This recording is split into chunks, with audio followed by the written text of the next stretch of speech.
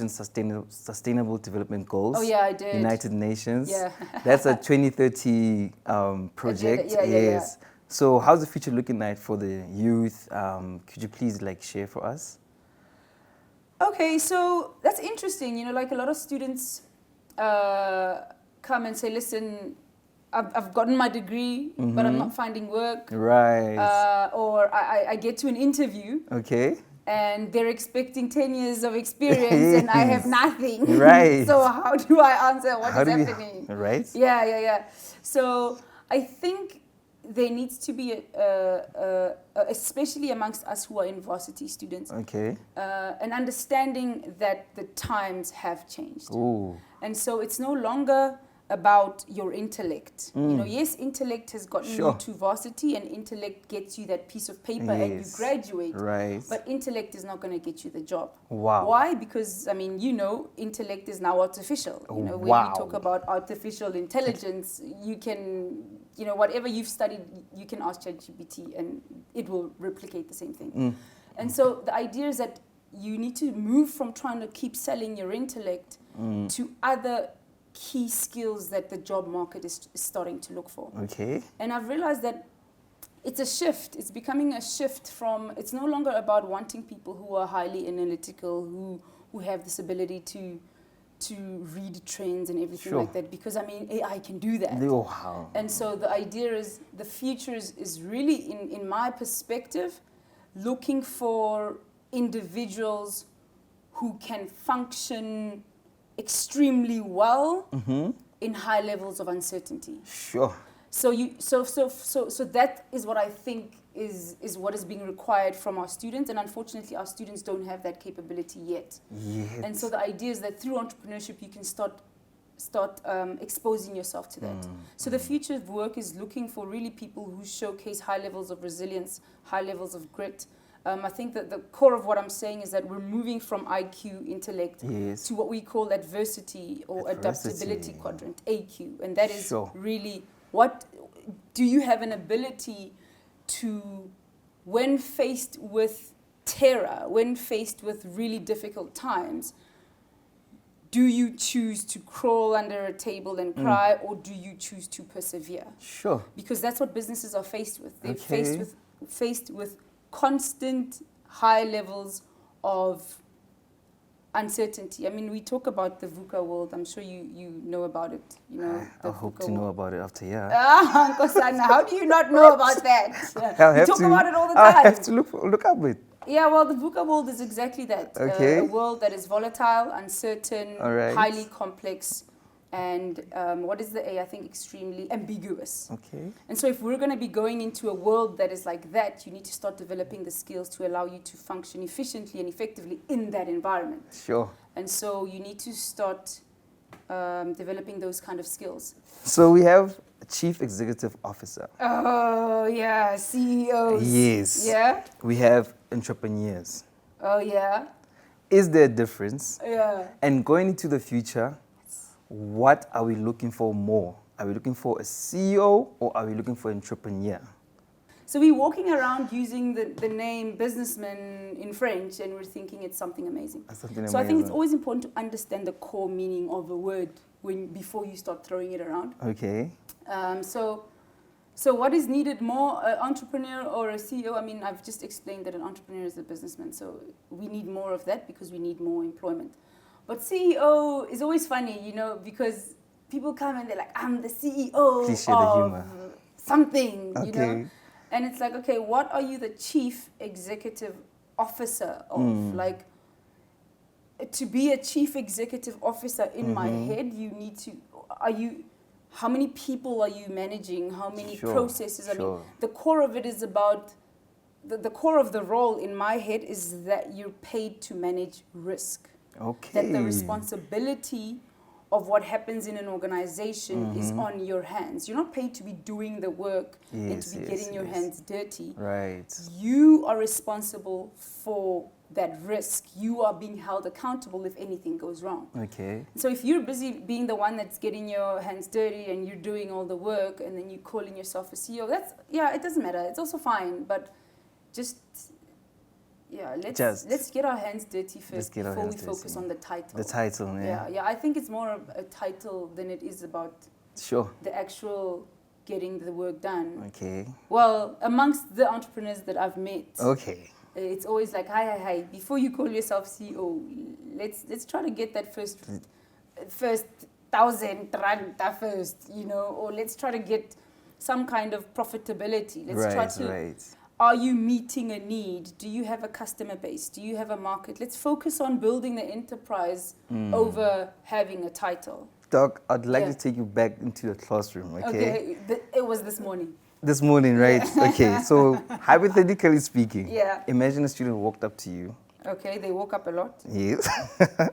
And they telling you that they have 5 million in their bank account. They never tell me that, but I will imagine. Hypothetically speaking, what are we doing? What are we saying to them? Are we asking for commission for advice? Well, first of all, of course. You have 5 million. I'm asking you for commission. Okay. I'm charging you for my advice. And how much are we charging them? No, man. Okay, no. Sorry. I wouldn't. Well, 5 million in that. Only time will tell. Okay. 5 mil. It is. But what are you asking me? What am I advising them to do with it? Yes, what are you advising them to do? Are you telling them to go to an investment banker? Are you telling them to, hey, listen, you walk a lot, go see a car dealership and come talk to me after that? Jeez. So because I'm exposed to students a lot, I think the first question, sadly, that I would ask is, how in the world did you get your hands on that 5 million? Sure. Let us investigate first that 5 million. Investigating? Yeah, no. Are we not taking 1 million to Enactus? The fact that I know you have 5 million could get me later into trouble. I just want to know, how in the world did you get that 5 million? All right. And then once we've established that it wasn't through some. Okay, let's say it's legitimate. Okay, yeah. Let's say it's a life policy from. Yeah. Yes. And they didn't kill the person. They did not. Okay. It's inheritance. Let's play it safe and say inheritance. Okay, so what am I saying they should do with that 5 million? Yes. The best way to get more money is to make the money sweat. And to make the money sweat. Yeah, to make How it work. How are we making money sweat now? So to make it work in some way. Okay. So the advice would be to start seeing in what ways you can start investing it in, whether it's through shareholding, whether it's through establishment of some kind of way to make that 5 or 10 in a very short space of time. Right. Yeah. So this question was specifically aimed to see whether are we achieving that goal?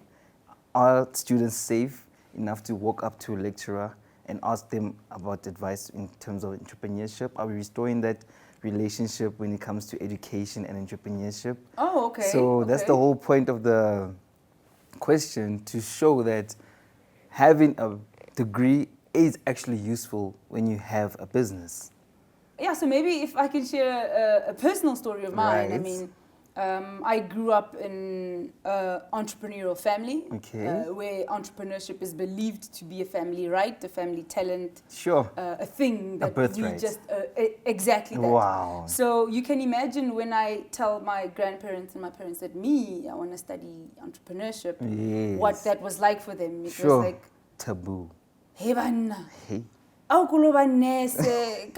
Doctor or something, but you can't study what you've been doing your entire life as a kid. It's a waste of money, it's a waste of resources. Sure. But to cut a very long story short, I continued and I persisted. Right. And the one thing I remember after my first year of varsity, going back and saying, look, I killed it. Distinctions after distinctions. Okay. Look at me, I'm amazing. Shine. Yes. And the feedback I got was very simple. Right. How has what you've learned in your classroom contributed in any way towards our revenue? How has anything that you've learned, whether it's economics, marketing, whatever, we do not see the difference that you having obtained those distinctions in a year, that it's made in our contexts. So yes, we still don't believe that what you're doing is relevant, because we don't see any difference. We don't even see a 20% increase in turnover. Sure. And so I had to do a complete mind shift in my second year. And that was, okay, from now on, whatever I'm learning, whatever I'm doing, I need to go back home and see how that can be applied within the different business contexts. Sure. And so you can imagine what that meant for my marks. I was failing. Yeah. Because now you're not trying to learn and understand to be able to regurgitate on a paper and get a distinction. Sure. You're trying to learn and understand so that you can go and apply in your context. Sure. And so you get into a classroom, you get an exam paper, and it says, what are the objectives of logistics? You know? Right. And in your head, you're like, when you answer, you're saying things like, well, it depends on the context and the kind of business. And so logistics within an inbound context could mean this, and within this bound context could mean this, and therefore I believe that da-da-da-da-da. And your mark comes back and it's 0. You see what I was talking about? Innovation, exam paper. paper. Yeah, I hear you. All right. And so I had to very quickly understand that I need to take 2 journeys through my varsity. The one is get your degree and get out of here. Sure. And so you're going to need to learn to regurgitate the information and write it down. But continue to try to apply and understand. And it's not about applying, because we've got application questions, even though... it's not about applying. It's about questioning. Questioning the content that you're getting from the textbook. Sure. Interrogating the information. Right. And reconciling that with your reality. Okay. That, I think, is true learning for me. Sure.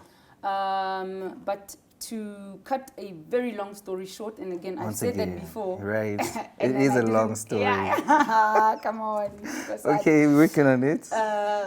After having obtained that degree,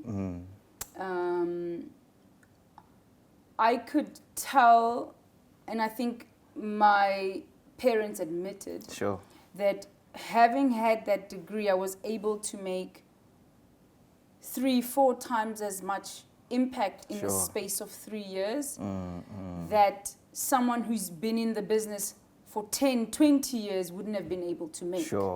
And so yes, we're having this argument, is the degree relevant, is it not? I think once you've exposed yourself to that space and that and having, for me, having a family member who didn't choose to study entrepreneurship and get the degree and continue to pursue the businesses versus me who had to go back into that context, I was able to create impact and increase revenue far quicker and far faster because of what I've been learning versus had I not. And so I think there is relevance to having the paper. To sum it up, Doc, is there a place where people can find you? Do they join Enactus Society to be more close? Yeah. Or do you have social media? I absolutely love mentoring and guiding students through their journey, and the best way to do it is through Enactus, the society. I mean, if people are part of the society through their exposure to you as the exco and through, they're able to engage and we're able to engage. I mean, we do host a number of various engagements and activities. So we engage through that. But I mean, I'm first a lecturer at the university, and so I'm always available on my email and in classes. Free to walk up and we discuss whatever your dream, your hope, your aspiration is. Yeah. So we're changing degrees to meet Doc in the lecture room. Hey, Aman. Okay, all right. Doc, once again, thank you for your time. It was informative and we really enjoyed it. Thank you. Huge pleasure. Right. So for the viewers out there, thank you for joining us.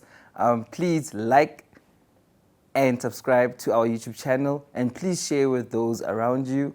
And thank you once again for joining us at Enact With Us Talk Show.